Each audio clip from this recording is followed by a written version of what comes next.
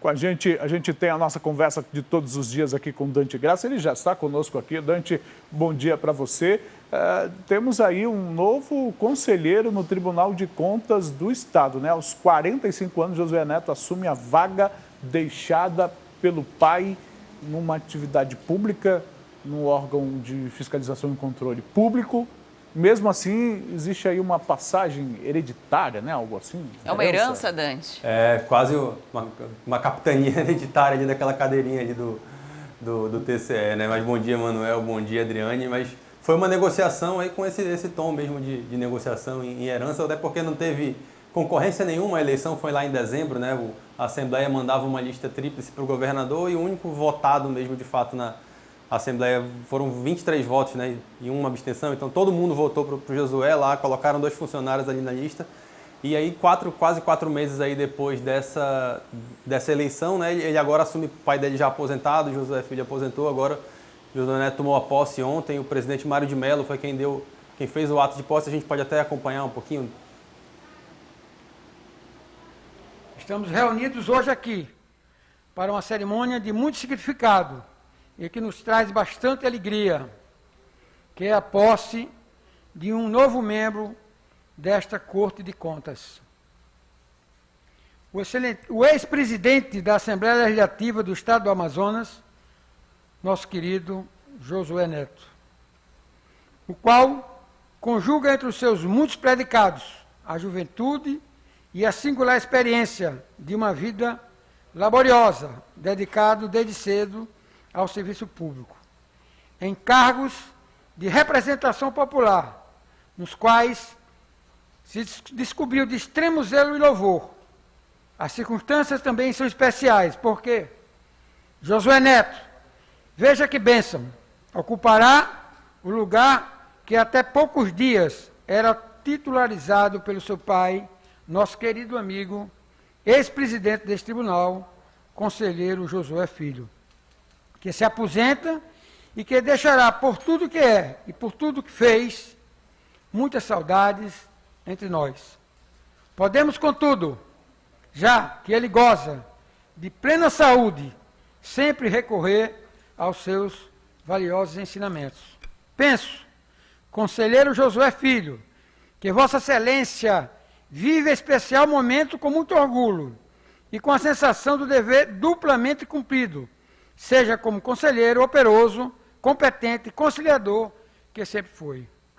Seja como pai, que viu seu filho trilhar o próprio caminho, enfrentar os desafios, às vezes cruéis, da vida pública e chegar onde chegou de forma espetacular. Veja que bênção, Dante. E é uma bela bênção, né? 30 mil reais agora? Não tá ruim, né? Não, né? Vitalício, herdado aí a vaga deixada pelo pai. O pai se aposenta, mas continua também recebendo o mesmo salário, né? E pela idade dele, né? Pelo menos quase 30 anos aí do salário desse, tá um valor bem sugestivo, né? Pode falar, Emanuel, desculpa. Dante, assim, para a família, para os amigos da família, talvez até dê para a gente entender o sentimento do presidente na hora que ele faz essa declaração. Com certeza. Mas e para a sociedade? Porque, afinal de contas, nós estamos falando de um cargo público. E numa sucessão nesse cargo que ocorre, e aí eu vou usar o termo que a gente acabou de ouvir na entrevista do presidente, de maneira especial. É especial, é extraordinário que no serviço público haja a transferência de cargos assim, de geração para a geração e para a população. Como a população pode fazer a leitura dessa transferência, Dante? Quando a gente vê isso, só para a gente ter uma dimensão, né? Em cargo eletivo isso não seria possível, né? Se fosse uma sucessão direta de pai para filho, não seria possível, né? Agora, como trata-se de um cargo por meio de indicação, aí nesse caso não há nenhuma proibição, mas causa de fato uma estranheza. É natural que a população ache isso fora do normal, porque não é normal, não é algo cotidiano. Tanto não é normal que numa cerimônia de posse, né, é muitas vezes destacado o pai, né? Alguém que começou na vida pública. A gente daqui a pouco vai acompanhar o discurso do Josué também, um trechinho, mas é alguém que sempre foi sucedendo ali. Começou o Josué pai, né, Josué filho no caso, foi parlamentar também, foi político e depois Josué seguiu e agora foi conselheiro, por pouco tempo, por bem menos tempo que o filho será, né, que serão pelo menos 30 anos aí, é um cargo que ninguém entra para sair depois, porque é um dos principais objetivos de muitos e muitos e muitos homens públicos, justamente por conta da característica desse cargo. Vai poder analisar as contas aí de diversos políticos por diversos mandatos, então é muito tempo, né, numa família só. A gente vai ver agora aí o discurso de Josué na posse dele para comentar um pouco mais depois. Senhoras e senhores, para mim é uma realização de vida chegar a esta posição de vida pública no nosso Estado. Entendo que não estou assumindo uma vaga neste egrégio Tribunal de Contas do Estado. Entendo que o significado é um pouco maior, ou muito maior, mais amplo, mais profundo, porque é uma decisão de vida, é uma decisão que eu estou mudando o curso da minha vida. Todos sabem que venho de uma família de tradição política e que minha vocação foi desenvolver, vendo de perto, grandes homens públicos do nosso Estado. E diversos passaram nesses 17 anos de parlamento. E um deles,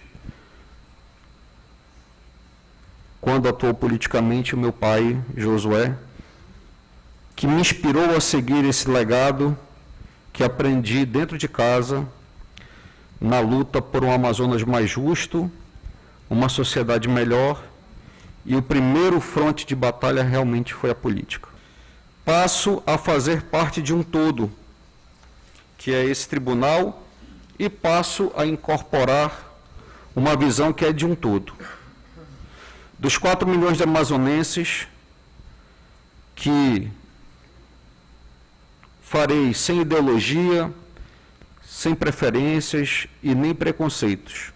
É assim que eu pretendo me conduzir ao longo de meu período como conselheiro nesse honroso posto, como servidor público.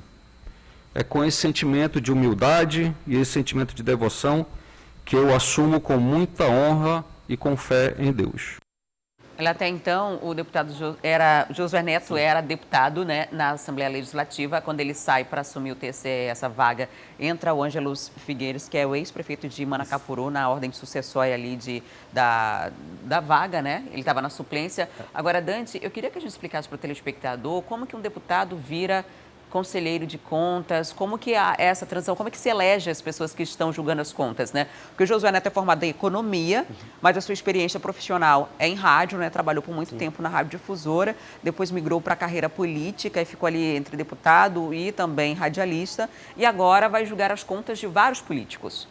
Só para a gente fazer uma pequena correção, Adriane, o Ângelos ele vai entrar no lugar da Alessandra, né? Que está saindo para o secretariado. O suplente dele é o Tony, né? É o Tony. É que é tanta mudança ao mesmo tempo que a gente até confunde, né? O suplente dele é o Tony, que ainda não, Tony Medeiros, né? Que é vice-prefeito de Parintins, que ainda não confirmou se vai ou não assumir, mas a tendência é essa. Então, o posto, né, no TCE, a cadeira, é toda por indicação, né? Há indicações da Assembleia Legislativa, como esse foi o caso, que devem ser aprovadas pelo governo do Estado. Então, assim, a Assembleia, nesse caso, mandou os nomes e o governo do Estado escolheu um deles, né? Poderia ser o contrário. Há vagas que o governador é quem manda os nomes e a Assembleia referenda. Então, assim, mas é tudo por indicação, né? São postos extremamente importantes, que muitas vezes desconhecidos pelo grande público, mas que têm um poder enorme, assim, quando é quem vai julgar ali as contas, é quem vai tentar identificar se um governador, um prefeito, um secretário fez algum desvio, usou a verba pública de alguma maneira diferenciada. Então, é um cargo de fundamental importância no controle das contas públicas e é sempre feito por indicação, né? Então, sempre tem um pezinho atrás em relação a isso, a população sempre tem uma certa desconfiança justamente por conta disso, né? Que alguém indicado vai definir, alguém indicado por um eleito vai definir as contas de um eleito, né? Então, é bem complicada a maneira como essa construção é feita. Agora, Dante, vamos sair um pouco da editoria de política, vamos entrar na de economia, que também preocupa todos nós, porque uma nova crise aí. Vem aí mais uma crise para o polo industrial de Manaus, dessa vez é o polo de eletroeletrônico, que pode ser afetado por uma proposta de redução de alíquota de importação. A gente viu uma novela parecida em relação ao setor de bicicletas. Explica esse cenário para a gente, Dante, por favor. Foi até conversando com algumas pessoas ontem, eu até brinquei que era a gente costuma falar do morde e assopra. Esse é um assopra e morde, né? Porque primeiro ele veio com a medida das bicicletas que ia afetar diretamente o polo. Os parlamentares fizeram uma pressão muito grande e quando os parlamentares do Amazonas estavam comemorando a revogação dessa decisão que atacaria o nosso polo de 2 rodas, veio ali essa decisão em relação à importação. Então, para tentar explicar para todo mundo, basicamente fica mais barato você mandar um produto para o Brasil, um eletroeletrônico, máquinas ou equipamentos, do que você produzir aqui. Então, o que acontece? Você acaba gerando empregos fora do país, acaba facilitando a produção externa ao invés da produção interna. A gente tem um pronunciamento bem firme, bem duro do vice-presidente da Câmara, o deputado Marcelo Ramos, aqui pelo Amazonas. A gente pode acompanhar que ele dá uma resumida legal aí para quem não está entendendo 100% ainda. Senhor presidente, eu me preparei para vir hoje a esta tribuna para fazer um agradecimento, líder, ao ministro da Economia pela correta decisão de rever a resolução da CAMEX que baixou o imposto de importação das bicicletas. Mas vou ter que, ao mesmo tempo que agradeço por esse gesto, criticar a surpreendente e imprevisível decisão da mesma CAMEX, do mesmo Ministério da Economia, que acaba de anunciar a redução em 10% do imposto de importação de eletroeletrônicos, máquinas e equipamentos. Veja, senhor presidente, nós estamos em meio a uma pandemia e estamos estabelecendo uma política de uma concorrência absolutamente injusta do Brasil com o mercado internacional. No caminho que vai a política de exoneração do imposto de importação do Ministério da Economia, nós vamos virar, nosso senador, nosso líder, um país exportador de 2 coisas.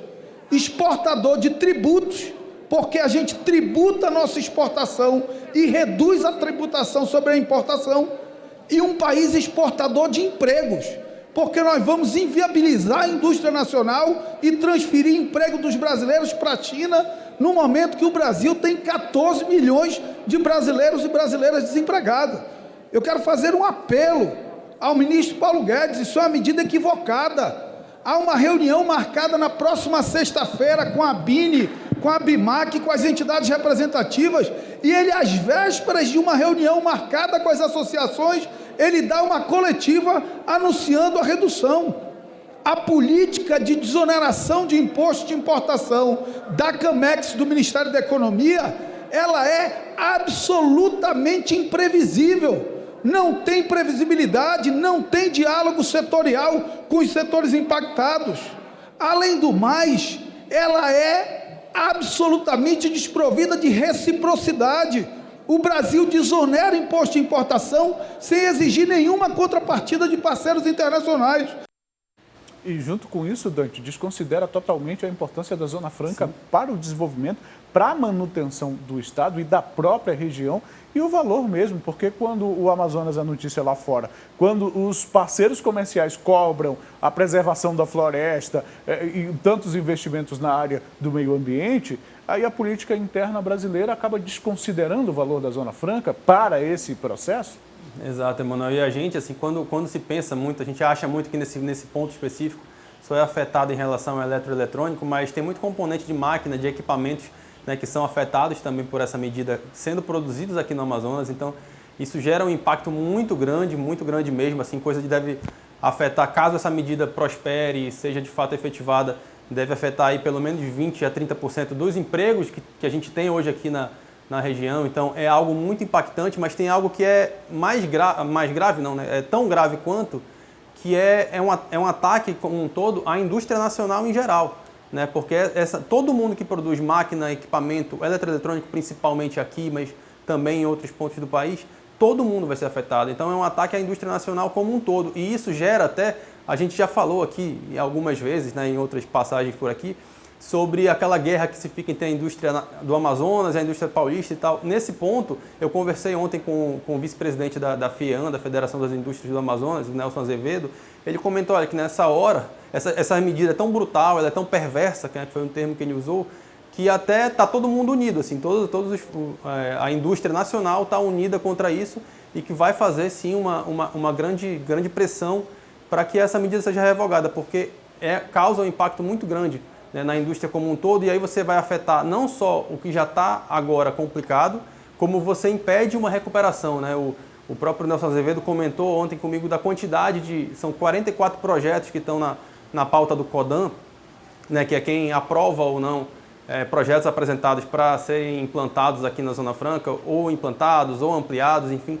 E muitos têm ligação com esses setores, né, com eletroeletrônicos, com equipamentos. Então, quem está querendo fazer investimento robusto, gerar emprego aqui, e olha para essa situação, olha para essa insegurança jurídica que se cria mais uma vez em relação à Zona Franca de maneira específica, recua, é natural. Se você não sabe de que maneira, em que condições o seu investimento vai poder se comportar e se desenvolver dali para frente, você recua.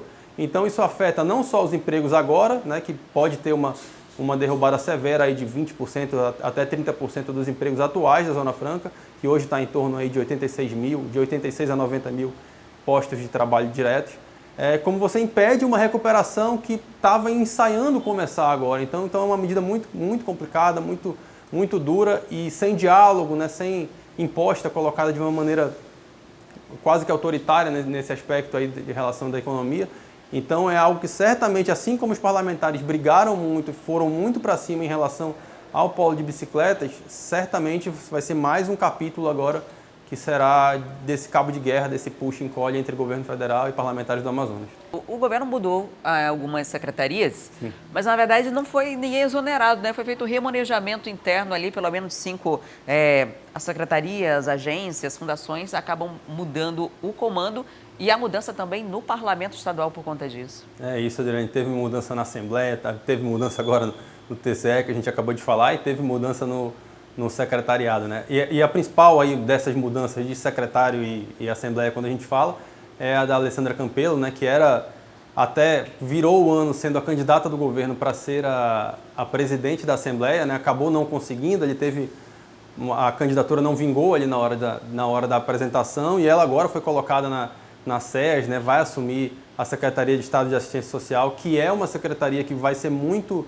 visada agora, muito importante nesse momento, né, de pandemia, nesse momento que a gente está precisando dar o suporte para aqueles que necessitam de mais apoio. Então ela passa a assumir essa função. No lugar dela vai o Ângelo Figueira lá para o parlamento, né? A gente também teve mudança na ADS, na Agência de Desenvolvimento Sustentável, que é ligada à Secretaria de Produção Rural. O Sérgio Litaif deixa o posto e aí ele segue lá para Amazonas Tour. Ele vai assumir a Amazonas Tour, ele é substituído pela Michele Bessa lá na ADS. A gente teve também outra mudança, quem sai da Amazonas Tour é a Rosilene Medeiros, que vai, por sua vez, lá para a Casa Civil, para uma unidade da Casa Civil, no lugar do Miltinho Castro, que é o presidente do PSC no Amazonas, né? Isso já gera aí uma discussão, já começa ali nos bastidores, essa possibilidade de uma mudança de partido do governador Wilson Lima, que é do PSC, né, que se elegeu pelo PSC, mas que já tem uma discussão aí visando 2022, claro, de uma possível troca de partido, né, e essa saída do Miltinho acaba sendo indicativa aí de que essa mudança pode acontecer aí, se não pelos próximos dias, mas nas próximas semanas, aí, acho que não deve demorar tanto não. Então a gente vai ter nomes novos surgindo aí no parlamento, no lugar do Josué Neto, né, que a gente acabou de mostrar a posse dele no Tribunal de Contas do Estado. A tendência é que assuma, né, a consequência natural, claro,